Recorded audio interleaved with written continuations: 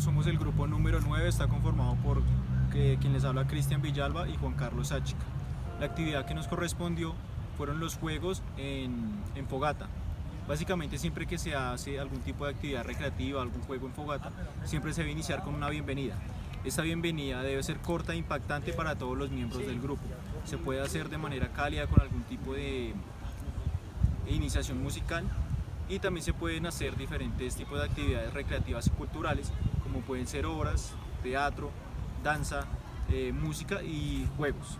Entonces la actividad que vamos a hacer tiene el nombre de los ninjas. Entonces, ¿en qué consiste? Se van a realizar 4 grupos de 4 integrantes. 4 integrantes van a ser ninjas que van a estar con los ojos vendados, sentados en el suelo y con 2 platillos enfrente de ellos. Y también van a haber diferentes integrantes del grupo que van a ser ladrones. Estos no van a tener los ojos vendados y van a intentar robar los platillos de los ninjas.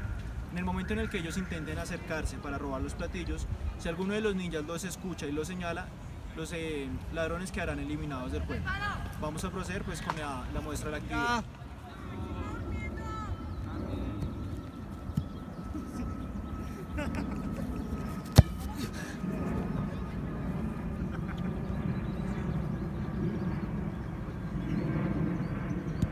Santi, deje el platillo, devuélvase. Chao, muerto Santi me debe 20 burpees. El que quede con más platillos ya sabe que gana. Chao Santi, 20 burpees. Chao Miguel. Dima y Miguel, chao, los dos. Dejan los platillos. Y chao, se alejan, se alejan, se alejan.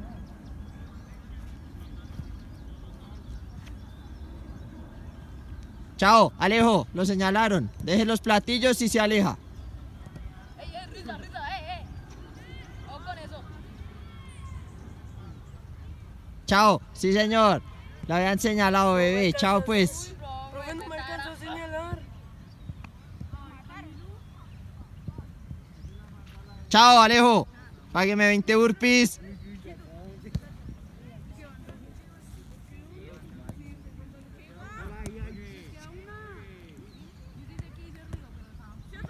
Bueno, la actividad que acabamos de realizar siempre se hace en un entorno donde en la oscuridad y al lado de una fogata podemos tener como mayor impacto tanto con la naturaleza como los sentidos que adquiere cada persona. Los niños, al estar en un ambiente donde es nocturno, el sigilo hace parte fundamental de estas actividades. El juego siempre también se utiliza, digamos, en actividades de danza, de música, estar en un ambiente más recreativo, más de juegos, más del arte, para que la expresión y todo sea acorde a la naturaleza.